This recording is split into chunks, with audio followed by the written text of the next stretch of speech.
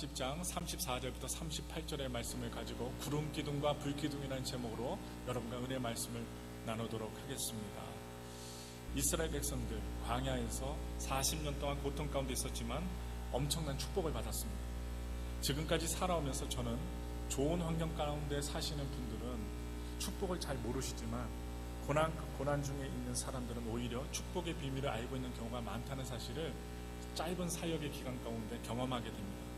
밥 한 그릇 놓고 감사하고 하나님이 새로운 축복을 주실 때마다 눈물을 흘리며 감격하는 모습을 저는 보았습니다.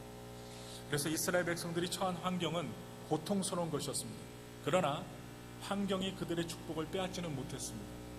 그들은 쓴물이 단물이 되고 하늘에서 비같이 만나를 내려주시는 축복을 경험했습니다. 바위에서 샘물이 솟아오르고 또한 원수들이 공격할 때 하나님이 그 기도를 들으심으로 말미암아 지켜주셨던 경험도 했습니다. 무엇보다 좋은 것은 말씀을 받은 축복이었습니다. 그리고 그들이 예비할 수 있고 하나님을 만날 수 있는 성막을 만들 수 있는 축복도 받았습니다.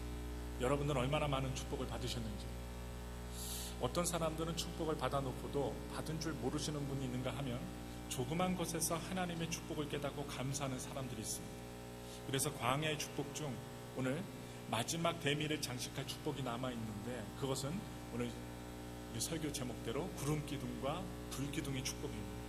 저는 광야의 삶을 사시는 여러분들이 구름 기둥과 불 기둥의 축복을 다 받게 되기를 예수님의 이름으로 축원합니다. 우선 대미 장식할 광야의 축복은 불 기둥과 구름 기둥의 축복입니다. 오늘 구름 기둥과 불 기둥의 축복에는 두 가지 의미가 있습니다. 출애굽기 39장과 40장을 보시면 구름 기둥과 불 기둥의 축복이 두 가지로 요약이 되어 있습니다. 첫째로 구름 기둥과 불 기둥이 임하는 곳에 하나님의 영광이 가득 차기 시작합니다. 사람이 들어갈 수 없을 정도로 엄청난 하나님의 영광이 그 속에 가득히 임하게 됩니다. 다시 말하면 하나님의 영광이 또한 축복의 또 다른 의미는 여러분 하나님의 임재인데 그 임재의 그 축복을 가리켜 구름 기둥과 불 기둥의 축복입니다. 그 구름 기둥과 불 기둥의 축복이 먼저 말할 수 있는 것은 하나님의 영광을 갖다 말씀을 드릴 수 있으며 또 다른 것은 무엇이냐, 나침판의 말씀을 드릴 수 있어요. 바로 방향을 지시해주는, 갈 길을 가르쳐주는. 그래서 우리는 광야 같은 세상에 삽니다. 그래서 우리는 태평양 한가운데 떠있는 배와 같은데 무작정 가는 것보다는 방향을 잡고 가는 것이 중요하다는 것을 말씀을 드리면서 바로 오늘 우리가 예배드리는 이 순간이 방향을 잡는 시간이라는 사실을 기억하시면서 방황이라는 것은 열심히 살지 않는다는 것이 아니라 열심히 살고 성실하게 살아도 목적과 방향이 없는 것을 말합니다. 사랑하는 우리 성도 여러분, 이스라엘 백성들에게는 안내자가 필요했어요. 특별히 광야라 모래바람이 불면 길이 없어지기 때문에 그 길을 안내해줄 안내자가 필요합니다. 그래서 광야는 내 마음대로 가는 곳이 아니기 때문에 그렇습니다. 인생도 내 마음대로 사는 것이 아니기 때문에 우리의 인생에는 안내자가 있어야 됩니다. 그래서 광야를 지나는 이스라엘 백성들에게 이 불기둥과 구름기둥은 안내자 역할을 했습니다. 그래서 구름기둥이 멈추면 이스라엘 백성들이 떠나고자 해도 떠날 수가 없었고, 구름기둥이 딱 떠서 움직이면 이스라엘 백성들은 어쩔 수 없이 움직일 수밖에 없었다는 것이죠. 그래서 많은 사람들이 복을 받지 못하는 이유는 움직여야 할 때 움직이지 않고 움직이지 말아야 할 때 혼자 움직이기 때문에 문제가 발생합니다.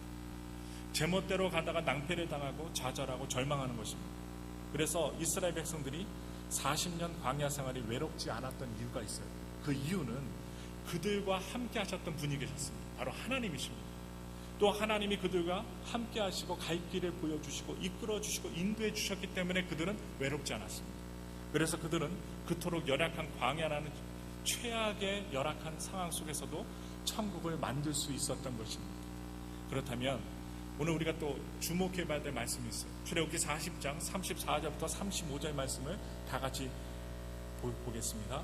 그 후에 구름이 회막에 덮이고 여호와의 영광이 성막에 충만하매 모세가 회막에 들어갈 수 없었으니 이는 구름이 회막 위에 덮이고 여호와의 영광이 성막에 충만함이었더라. 이곳에 나오는 구름은 뜬구름이나 뭉게구름이 아닙니다. 그것은 하나님의 임재와 영광이 가득 찬 구름입니다. 정말로 가득 찬 하나님의 영광이 가득 찬 구름. 하나님이 마지막에 세상을 심판하기 위하여 오실 때 타고 오실 그 구름, 그리고 예수님이 승천하실 때에도 영광의 구름 가운데서 하늘로 승천하셨다는데 그 구름도 바로 이 구름과 똑같은 구름일 것입니다. 그래서 하나님의 영광의 구름이 언제 나타납니까?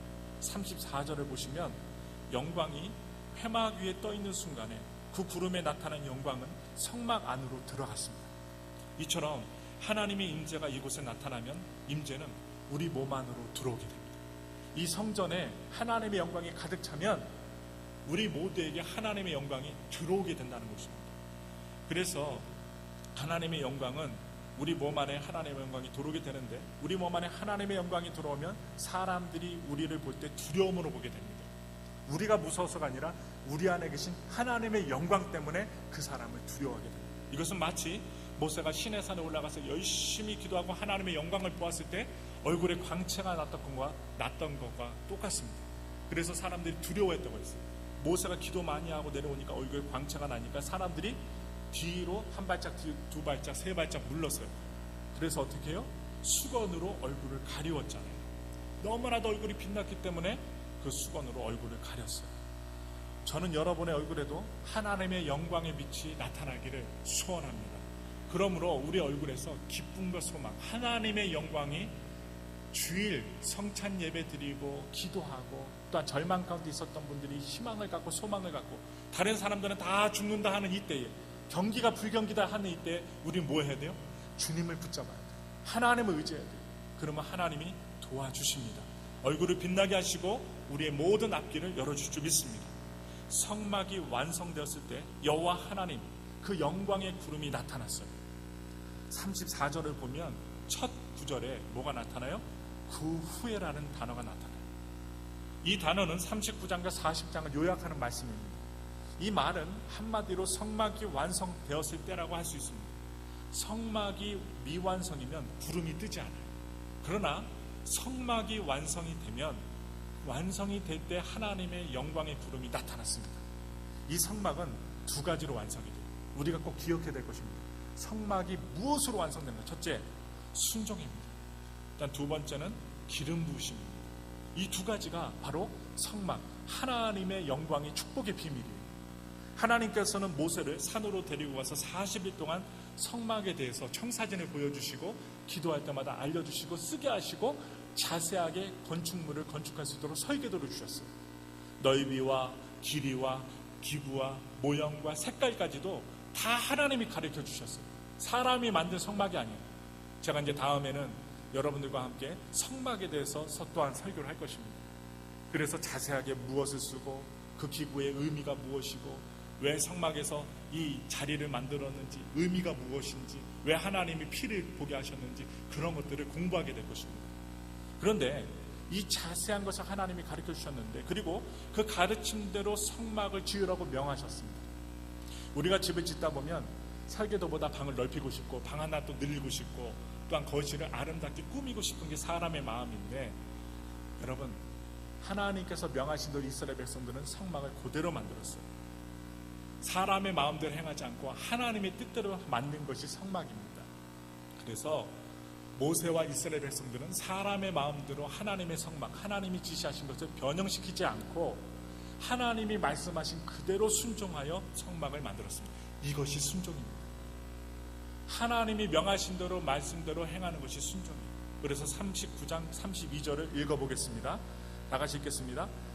이스라엘 자손이 이와 같이 성막 곧 회막의 모든 역사를 준공하여 여호와께서 모세에게 명하신 대로 다 행하고, 모든 일을 미리 다 알고 할 수 없습니다. 모든 일을 하고 나서 비로소 그 모든 것을 다 알 수가 있어요. 일을 끝내놓고 나서 알 수 있는데 다 알고 하는 사람은 거의 없습니다. 여러분들이 인생을 다 알고 사십니까? 저도 알지 못하고 살아갑니다. 해보고 나니까 알게 되는 것입니다. 축복이 그런 것입니다. 따라서 우리는 순종과 믿음으로 살아가시고 행하셔야 돼요. 이것은 하나님이 해주실 것이니까 이 길로 가면 분명할 것이다. 믿고 그냥 가야 됩니다. 하나님이 명하신 대로, 하나님이 명하셨으니까, 말씀하셨으니까 믿고 가자. 그렇게 가야 돼요. 그러면 가보니까 정말 내가 잘했구나 라고 말하게 될 것입니다. 인생이 그런 것입니다. 또 자막 여러분 그 39장 42절부터 43절을 볼게요. 오늘 본문 39장 42절부터 43절을 크게 읽겠습니다. 여호와께서 모세에게 명하신 대로 이스라엘 자손이 모든 역사를 피라매 모세가 그 피란 모든 것을 본즉 여호와께서 명하신 대로 되었으므로 그들에게 축복하였더라. 여기에서 우리가 주목해야 될 말씀, 명하신 대로. 이 명하신 대로란 말이 중요합니다. 내 소견대로가 아닙니다. 사람에게는 모두 자기 의견이 있습니다. 여러분들 이 자리에 오셨는데 다 자기 의견이 있어요. 자기 의견이 없는 사람이 어디 있습니까? 그러나 자기 의견을 믿으면, 자기 생각만 믿으면 낭패를 당하게 됩니다. 저도 마찬가지예요.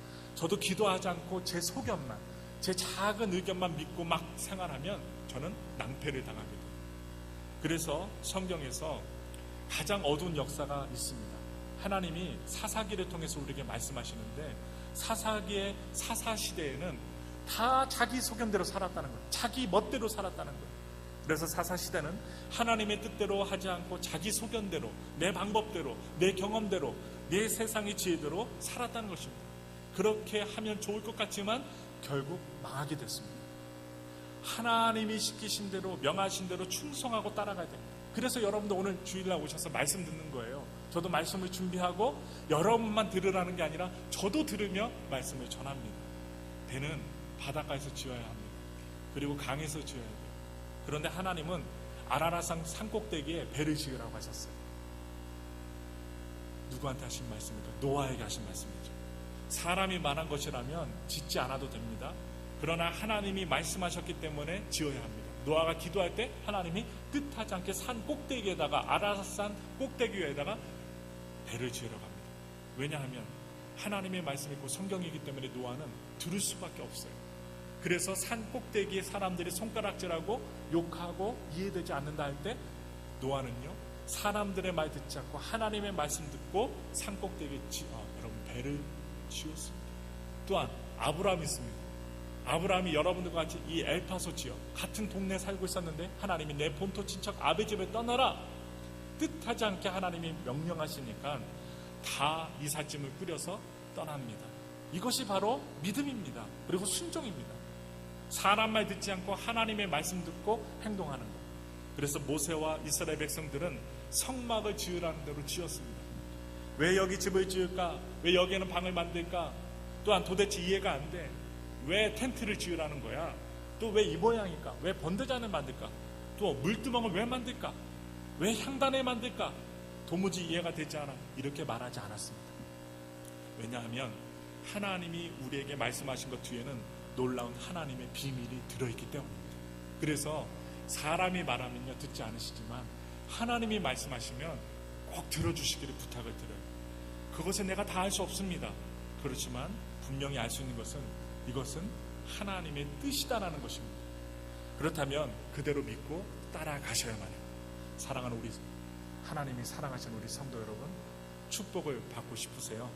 말씀에 순종하십시오. 기도하다가 하나님의 뜻이라고 판단되면 순종하십시오.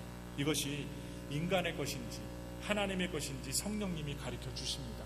기도하면 알려주세요. 생각을 많이 하지 마시고요, 기도를 많이 하세요. 그리고 말씀을 보세요. 밤마다 이 생각 저 생각으로 잠자기 힘든 분들이 계세요. 잠이 안 온다는 분들 계세요. 그러면 제가 꼭 부탁드려요. 5분만 무릎 꿇고 기도해 보세요. 잠이 절로 올 것입니다. 고민하지 말고 기도하시기를 바랍니다. 성전 모든 기구에 거룩함으로 구별되는 기름 부으심이 있어야 돼요. 하나님이 지시한 대로 모두 순종했다고 구름이 떠오릅니까? 아니에요. 하나님이 순종한 대로 순종한다고 구름이 떠오르는 것 같지만 떠오르지 않을 때가 있었어요. 한 가지 더 있어야 됩니다. 무엇일까요? 창세기 오늘 출애굽기 40장 9절부터 11절 말씀 보겠습니다. 다 같이 큰 소리로 읽겠습니다. 또 관유를 취하여 성막과 그 안에 있는 모든 것에 발라 그것과 그 모든 기구를 거룩하게 하라. 그것이 거룩하리라. 너는 또 번제단과 그 모든 기구에 발라 그 안을 거룩하게 하라. 그 단이 지극히 거룩하리라. 너는 또 물두멍과 그 받침에 발라 거룩하게 하고. 그리고 13절 한번 보세요. 13절 읽겠습니다. 아론에게 거룩한 옷을 입히고 그에게 기름을 부어 거룩하게 하여 그론에게 제사장의 직분을 행하게 하라. 굉장히 중요한 명령입니다. 시키신 대로 모두 순종했더니 하나님이 우리가 성령의 기름이라고 믿는 관유를 모든 기구에 다 바르라고 하십니다. 그래서 번제단과 물두멍과 심지어 제사장의 옷에게까지 바르고 14절을 보시면 제사장의 아들에게까지 다 기름을 바르라고 합니다. 제사장뿐만 아니라 그 아들까지도 기름을 바르라고 합니다. 성경에서 말하는 기름을 바른다는 것은 무슨 의미일까요? 거룩함으로 구별한다는 의미입니다. 거룩함으로 구별한다. 하나님은 여러분들에게 기름 붓기를 원하십니다. 제가 이 본문을 발견한 뒤로부터 저희 사역에 기름을 바릅니다. 오늘 아침에도 기도하다가 이 마이크에도 발랐어요. 이 강대상도 발랐어요. 그리고 제 기타에도 발랐어요. 그리고 제가 밑에서 찬양하는 마이크에다도 기름을 발랐어요. 저는 지금 이 강대상에서 설교를 하면서 여러분들의 머리부터 발끝까지 하나님의 기름을 바르고 있습니다. 하나님께서 머리부터 발바닥까지, 발바닥부터 정수리까지 하나님의 기름의 관유를 발라주옵소서. 은혜가 충만히 임하게 해달라고 전 바르고 있습니다. 여러분, 이렇게 하나님의 기름을 바르라고 하시는데 하나님은 여러분들에게 기름 붓기를 원하십니다. 그래서 기름을 발라야 기적이 일어납니다. 그냥 순종하기만 하면 아무 일 없이 그대로 그냥 머물러 있는 거예요. 그래서 에스겔서에 나오는 해골들 있잖아요. 말라버린 뼈들이 잔뜩 쌓여 있습니다. 에스겔을 그 골짜기 하나님께서 그렇게 데리고 가셔서 말씀합니다. 뼈들에게 명하라. 뼈들이 살아나라. 그러자 뼈들이 소리를 내면서 흩어졌던 뼈들이 붙기 시작합니다. 짝을 찼습니다. 그 다음에 힘줄이 붙고 살이 붙고 가죽이 붙었습니다. 뼈들이 변하여 사람이 되었는데 움직이질 않아요. 변했어요. 힘줄까지 붙고 살갗까지 다 붙었는데 움직이질 않아요. 이것은 시체에 불과합니다. 썩기 전의 시체. 그런데 그때 하나님은 명령을 내리라고 합니다. 동서남북에 있는 생기들아, 이 사망한 자들에게 들어가라. 그러자 여러분, 에스겔이 명령을 내렸더니 사방에 있는 하나님의 생기가 그 죽은 시체들 사람들의 그 속으로 쑥 들어갑니다. 그래서 어떻게 해요? 멈춰있던 그 시체들이 벌떡벌떡 일어나고 움직이기 시작합니다. 그리고 하나님께서 뭘 만드셔요? 군대를 만드십니다. 이것이 회복에 대한 유명한 환상입니다. 이스라엘 백성들은 5,000년 동안 이 말씀을 붙들고 살았어요. 하나님이 우리 민족을 회복시켜 주실 것이라는 것을 이 에스겔 골짜기의 마른 뼈들이 살아나는 이 생기의 역사를 통하여 생존해 왔습니다. 그래서 이스라엘을 버티게 하는 힘이 바로 이 회복의 힘이라는 거예요. 그런데 이 뼈는, 이것은요, 뼈만 모았다고, 명령만 했다고 이 시체들, 뼈들이 어떻게 살아나는 것이 아니에요. 중요한 것이 있습니다. 생기입니다. 생기. 그 속에 생기가 들어가자 그들이 살아났고 움직였고 생명체가 되었다는 거예요. 우리가 삶을 살지만 하나님의 생기가 없으면요, 매일 피곤해요. 매일 지쳐요. 일할 때도 피곤하고 예배 때도 피곤하고 그냥 운동할 때도 피곤합니다. 만사가 다 귀찮아져요. 근데 하나님의 생기가 들어가면 우리 눈과 우리 피부와 우리 삶이 윤택해지고 활동력이 있어집니다. 그래서 성전의 모든 기구가 만들어졌다고 되는 것이 아닙니다. 거기에 기름 부으심이 있어야 됩니다. 성전은 기름 부으심이 있어야지 완성되는 거예요. 이것이 39장과 40장에 있습니다. 이 일이 다 끝난 후에 하나님의 영광의 구름이 나타나기 시작한 것입니다. 순종하고 하나님 앞에 믿음으로 나가고 하나님의 기름이 충만하게 발라졌을 때 이 성막 안에 하나님의 영광이 가득 차게 됐던 것입니다. 사랑하는 성도 여러분, 광야에 사는 여러분들이 정말 하나님의 축복을 받기를 원하신다면 여러분 자신이 그 성전이 완성되어야 됩니다. 성전은 순종과 기름 부으심이 있어야 완성돼요. 오늘 분명히 기억하셔야 돼요. 순종과 기름 부으심.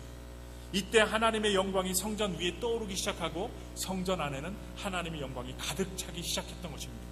복 중에 복이 무엇일까요? 물론 쓴물이 단물되는 것도, 그리고 만나가 하늘에서 비같이 내리는 것도, 원수의 손에서 하나님이 구원해 주신 것도 다 복입니다. 그리고 바위에서 생수가 나는 것도, 말씀을 주신 것도, 성막을 주신 것도 모두 다 복입니다. 그러나 복이라고 하는 것은 무엇을 소유해서 얻어지는 것이 아닙니다. 이것을 분명히 아셔야 됩니다. 대부분의 사람들은 행복이 뭐라고요? 소유라고 생각해요. 많이 가져야지 행복할 것이라고 생각해요. 그래서 어떤 사람은요, 물건을 소유하길 원합니다. 그것도 많이 소유하기 원합니다. 어떤 남자는요, 여자를 소유하기 원합니다. 어떤 여자분은요, 어떤 남자를 소유하기 원합니다. 그래서 행복한 줄 압니다. 그러나 그렇지 않습니다. 억지로 갖고 온 것은요, 행복하지 않아요. 불행을 가져옵니다. 진짜 행복은 하나님을 만나는 것입니다. 하나님을 경험하시는 것입니다. 여러분, 하나님을 만난 사람은 삶이 틀려요. 선택하는 게 틀려요. 행동하는 게 틀려요. 말하는 게 틀려요. 그래서 우리가 목회자와 성도가 하나님을 만나야 됩니다. 여러분, 왜 주일날 오셔서 예배 드리십니까? 하나님 만나고자 여러분 오신 거 아십니까? 여러분, 말씀을 통하여 하나님 듣고자 알고자 하나님의 뜻이 무엇인 것을 알고자 우리가 예배를 드리는 것입니다. 그래서 알게 되면 우리 머릿속에 하나님이 나를 향한 그 사랑과 말씀의 은혜가 딱 임하게 되면 번뜩입니다. 기쁩니다. 고난이 다가와도 일어날 수 있습니다. 진정한 행복은 무엇을 소유했느냐 있는 것이 아니라 누구와 함께 있느냐 있습니다. 사랑하는 사람과 함께 있는 것이 행복합니다. 가장 큰 행복은 하나님과 함께 하는 것입니다. 하나님을 경험하고 하나님의 임재 안에 들어가는 것입니다. 하나님의 영광 안에 내가 들어갈 수 있다면 그것보다 더 본질적인 축복이 어디 있겠습니까? 내가 하나님 안에 있는 거예요. 내가 기도할 때 하나님이 찾아와 주시는 거예요. 그래서 내 속이 하나님의 영광으로 가득 차면 그것보다 행복은 없다는 것입니다. 여러분, 묻겠습니다. 매일마다 생각하시는데 하나님의 영광이 여러분 안에 계십니까? 전 기도합니다. 오늘도 기도할 것입니다. 여러분 심령 가운데 하나님이 가득히 임하길 원합니다. 그래서 어떻게 피곤하고 지치지만 하나님의 영광이 가득 차서 내가 행복하고 감사하고 하나님 앞에 영광으로 살아갑니다. 주변을 바라보고 내 모습 바라보면 연약하고 피곤하고 겁절하고 핍절하지만 하나님의 영광을 체험하니 내가 감사하며 기뻐하며 살아갑니다. 이것이 바로 믿음의 사람들의 고백입니다. 그러므로 하나님의 음성을 다 듣게 되기를 바라면서 하나님의 영광을 경험할 수 있게 되기를 축원을 합니다.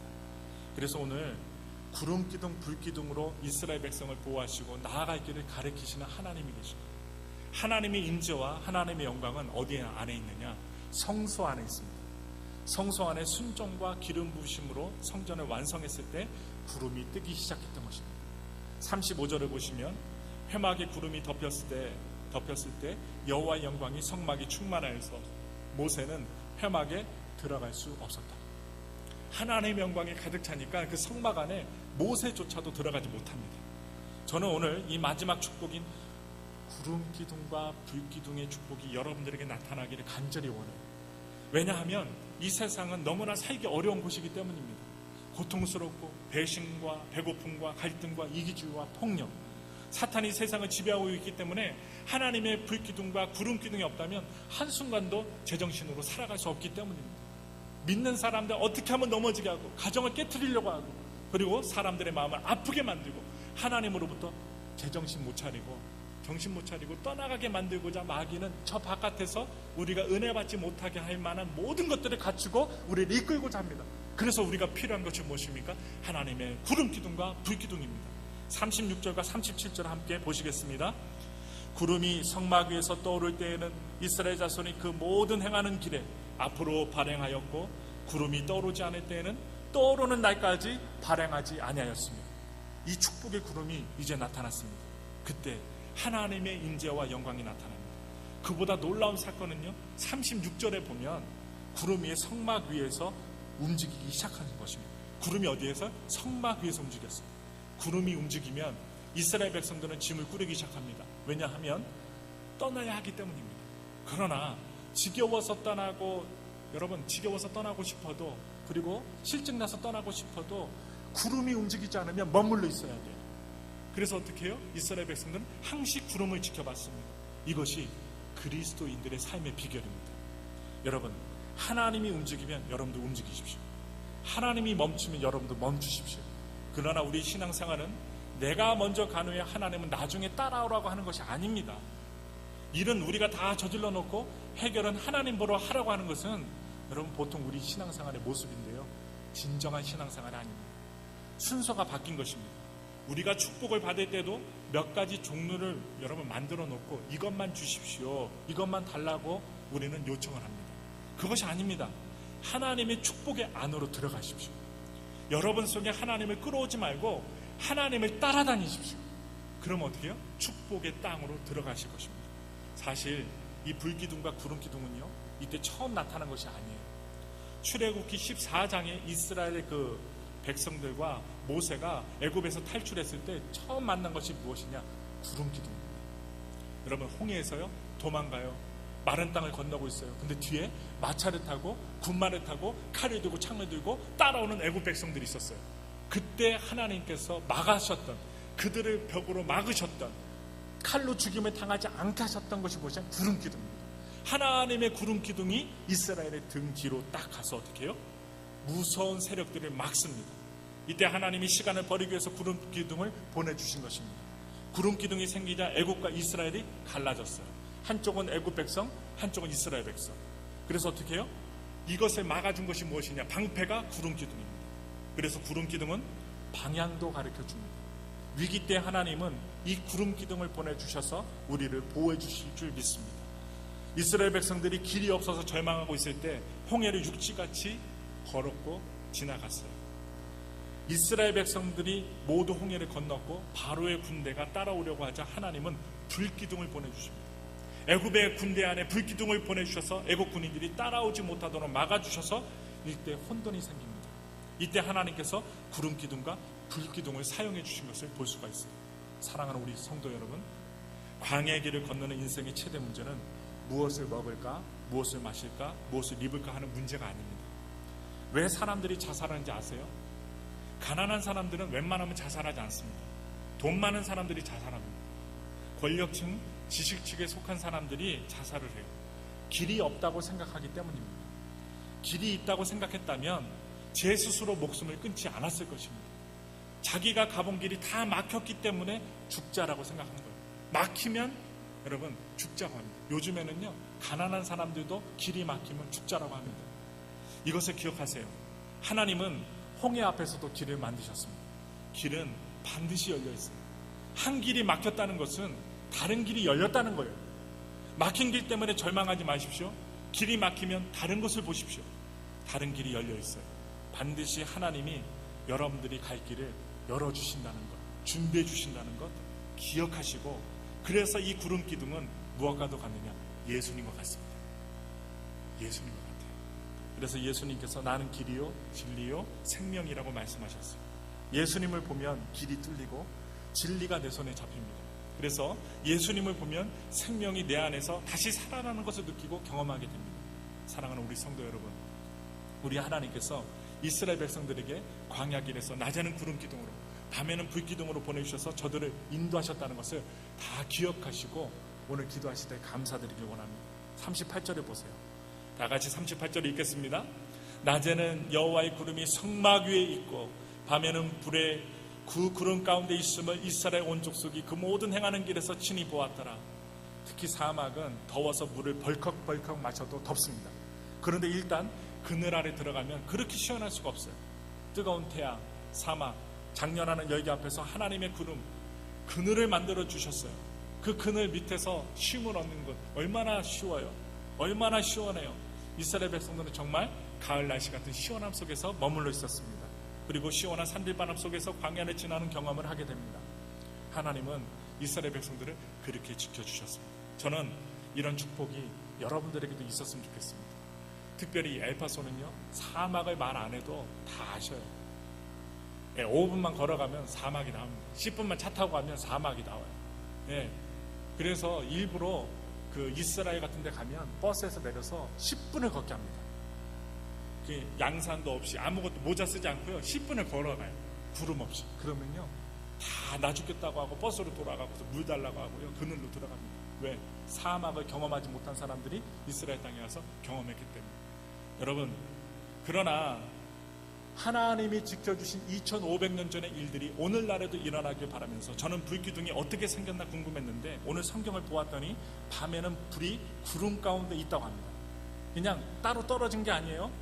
구름 가운데 불기둥이 있었던 것입니다. 호텔이나 아니면 스키장이나 여러 군데 가보시면 사람들 춥지 말라고 이렇게 기둥이 있고요, 이렇게 구름 같은 거죠, 그 우산 같은 게 있고요, 불이 이렇게 딱 올라가면 옆에 있는 사람들에게 열기가 전해질 수 있는 그것과 똑같아요. 하나님께서 그 기둥 안에서 열기가 나오게 하는 열기와 같이 구름 기둥 안에 불을 넣으셔서 이스라엘 백성들이 밤에 춥지 않도록 따뜻하게 해주는 장치를 해주었어요. 그래서 하나님이 구름 속에다 열선을 깔아 온반장치를 만들어 그 범위 안에는 이스라엘 백성들이 춥지 않고 따뜻하게 살 수 있도록 해주었습니다. 그렇게 40년이 지났습니다. 이것이 하나님의 불기둥과 구름기둥의 축복입니다. 세상은 파도가 치고 비바람이 치고 눈보라가 칩니다. 그것이 현실입니다. 믿는 사람들이 잘 못 믿게끔 흔들리게 만들려고 믿음이 또한 땅에 떨어지게 만들려는 세상입니다. 그러나 하나님은 여러분들이 있는 곳을 보호해 주시고 지켜주시는 줄 믿습니다. 광야에서 그렇게 살라는 것입니다. 광야는 어차피 거칠고 저주스럽고 맹수와 독충과 또한 사람이 살 수 없는 곳이지만 하나님이 함께 계시면 열선도 보내주시고 그늘도 만들어주시고 떡과 먹을 것과 물을 주셔서 사람이 살기에 적합한 곳으로 만들어주신다는 거예요. 변화시켜 주신다는 거예요. 광야의 축복 중에서 여러분 가장 좋은 것은 하나님만 바라보게 하시는 것입니다. 우리가 믿음 생활하면서요 가장 좋은 게 뭐냐? 하나님을 바라보는 거예요. 문제가 없잖아요. 주님을 바라보지 않아요. 내 것만 바라봐요. 내가 좋아하는 것만 바라봐요. 근데 문제가 생기면 주님을 바라보지 않을래야 바라보지 않을 수 없다는 겁니다. 그러므로 하나님을 바라보지 않으면 그날로 죽게 됩니다. 우리의 인생을 엄밀하게 보면 하나님이 보호해 주시고 지켜주셨기 때문에 우리가 이만큼 살아가는 것입니다. 그래서 내 뜻대로 내 잘난 대로 살다 보면 잘 될 것 같지만 그렇지 않아요. 많이 경험했습니다. 저는 구름기둥과 불기둥을 보면서 예수님을 발견하게 되었습니다. 예수님은 우리의 그늘이 되시고 구원의 뿔이 되시고 환난 날에 위로가 되시고 내가 절망했을 때 소망을 주시고 내가 죄졌을 때 용서해 주시고 내가 갈 길을 잃었을 때 예수님은 나의 길이 되어주시고 등불이 되어주셨다는 거예요. 예수님의 말씀을 들어보니까 더 확신이 생깁니다. 나를 본 자는 아버지를 보았고 나로 말미암지 않고는 아버지께로 올 자가 없느니라. 예수님 안에 하나님의 영광이 있습니다. 따라서 예수님을 보면 하나님의 영광과 임재를 느낄 수밖에 없다는 거예요. 그렇습니다. 이 구름기둥과 불기둥은 우리 삶의 근원과 근거지가 되시는 것입니다. 오늘은요 광야의 설교를 마치는 날입니다. 광야의 삶은 아름답습니다. 광야의 삶은 저주가 아니라 축복입니다. 광야 자체가 아름답다는 것이 아니라 하나님이 광야의 비밀을 숨겨놓았기 때문입니다. 그래서 아름다워요. 기도의 비밀, 축복의 비밀, 만나의 비밀 어디에 있어요? 이 광야에 있습니다. 그것은 밭에서 보물을 발견한 것처럼 좋은 것입니다. 그래서 이 광야에서 살 동안 여러분들은 하나님께서 겸손하게 만드시고 낮추시고 또한 때를 벗기시고 여러분을 깨끗하게 만들어 주시사 축복의 그릇으로 만들어 주셔서 여러분을 적과 꿀이 흐르는 가나안 땅으로 인도해 주시는 것입니다. 그 광야에서 하나님의 축복을 맛보며 살 수 있도록 하나님은 여러분들을 축복하고 기다리고 계십니다. 저는 이 광야의 삶을 봅니다. 쓴물이 변하여 단물이 되고 만나를 주시고 샘물을 주시고 원수를 막아주시고 성막을 주시고 구름기둥과 불기둥을 주셨는데 전체적으로 보니까 결국 이것은요 바로 예수 그리스도였습니다. 바로 예수 그리스도. 생각해 보십시오. 쓴물에 여러분 나무를 던져서 단물로 만들었잖아요. 여기서 나무 십자가를 생각했습니다. 많은 목사님들이 나무 십자가를 얘기합니다. 예수님이 가는 곳마다 쓴물이 변하여 단물이 되는 줄 믿습니다. 죄인이 변하여 의인 되는 줄 믿습니다. 저주가 변하여 축복이 되는 줄 믿습니다. 바로 이분이 누구입니까? 바로 이분은 예수 그리스도입니다. 광야에서 하나님이 비같이 만나를 내려주셨는데 그 만나가 바로 생명의 떡인 예수님이라는 것입니다. 바위에서 샘물이 나왔습니다. 예수님은 영원히 목마르지 않는 생수입니다. 아말렉 군대가 공격을 했을 때 여호수아는 전쟁에 나가고 모세는 중보기도 했습니다. 예수님은 지금 하늘에서 하나님 우편에 앉아 우리를 위해 중보기도 하고 계십니다. 바로 누구일까? 예수님이에요. 모세가 중보기도 했듯이 우리가 위기를 만날 때마다 예수님은 저 하늘나라에서 기도하고 계십니다. 사도행전에 보면 스데반이 죽을 때에 예수님께서 어떻게 하고 계세요? 서 계셨대요. 스데반이 돌에 맞아 죽는데 하늘을 보니까 예수님이 그냥 이렇게 쳐다보는 게 아니라 서서 스데반을 쳐다보고 계셨대요. 얼마나 마음이 급하셨으면 죽어가는 스데반을 서서 이렇게 하늘에서 보셨다고 스데반이 환상의 얘기를 합니다. 자기 자녀가 순교를 당할 때 예수님은 앉아 계시지 않고 서 계셨습니다. 그러므로 율법의 완성자 곧 예수 그리스도를 말씀을 드리면서 말씀을 마치고자 합니다. 요한복음 1장 14절 마지막으로 말씀을 함께 읽겠습니다. 말씀이 육신이 되어 우리 가운데 거하심에 우리가 그 영광을 보니 아버지 독생자의 영광이요 은혜와 진리가 충만하더라. 말씀이 곧 하나님이신데 그분이 곧 예수님입니다. 율법을 주었다는 말은 예수님을 주었다는 말과 같습니다. 성막을 생각해 보면 성소와 지성소 사이에 십자가가 있고 지성소에는 예수님의 보혈이 있습니다. 성막의 전부는 무엇일까요? 예수 그리스도입니다. 예수 그리스도 때문에 용서를 받고 예배가 이루어지는 것입니다. 이렇게 놓고 보면 광야 세상에서 발견할 분은 오직 한 분이 있어요. 누구요? 예수 그리스도. 여러분, 예수님이 여러분을 초대합니다. 이곳 예수님께서 여러분, 우리 교회 또한 우리 수많은 교회 또한 수많은 가정에서 예수님께서 기다리시면서 여러분들에게 목을 축이고 굶주림을 채우라고 말씀하고 계십니다. 이것이 바로 예수님의 은혜입니다. 사랑하는 성도 여러분, 오늘 이 예수님의 은혜의 자리로 오셔서 주님이 베풀어 주시는 음식을 드시지 않겠습니까? 그것을 먹고 용기를 얻고 힘을 얻지 않겠습니까? 우리는 광야 같은 세상에 살다가 언젠가는 젖과 꿀이 흐르는 땅으로 가게 됩니다. 그러나 우리가 살고 있는 오늘의 현실은 무엇일까요? 광야입니다. 외로워요, 추워요, 배고파요. 그리고 항상 위험이 도사리고 있어요. 그런데도 불구하고 기도하지 않는 성도들은 정말 간이 위대하신 분들입니다. 그래서 오늘 우리는 예수 그리스도 광야에서 만나야 될 것을 말씀을 드리면서 우리의 대장 되신 예수 그리스도가 우리를 인도하고 계시고 불꽃 같은 눈동자로 구름 기둥과 불 기둥을 보내셨다는 거예요. 순종하십시오. 성령의 기름 부으심을 받으십시오. 이때 하나님의 예비하신 숨겨놓은 광야의 축복이 우리의 것이 될 것입니다. 지금 경제적으로 심령적으로 피폐하신 분들 그 예수 그리스도에 기도하여 나아간다면 그 광야길에서 변화된 길을 인도하실 것이고 축복된 길을 인도하실 것이고 이전 것은 지나갔으니 보라 새 것이 되었도다. 새 것을 주시는 은혜가 임하실 것입니다. 진정 부탁드립니다. 힘드세요? 예수님을 의지해 보세요. 저도 힘들 때마다 예수님을 의지합니다. 그때 주님이 내가 생각한 것, 내가 예상한 것, 뻔히 보이는 결과가 아니라 정말로 색다른 길로 하나님께서 인도해 주시고 사람이 상상할 수 없는 하나님의 응답으로 복을 주신다는 것을 절대로 잊지 마시고 순종과 기름 부심으로 하나님의 충만한 임재하심이 불기둥과 구름 기둥으로 여러분들에게 임하길 예수님의 이름으로 축원합니다.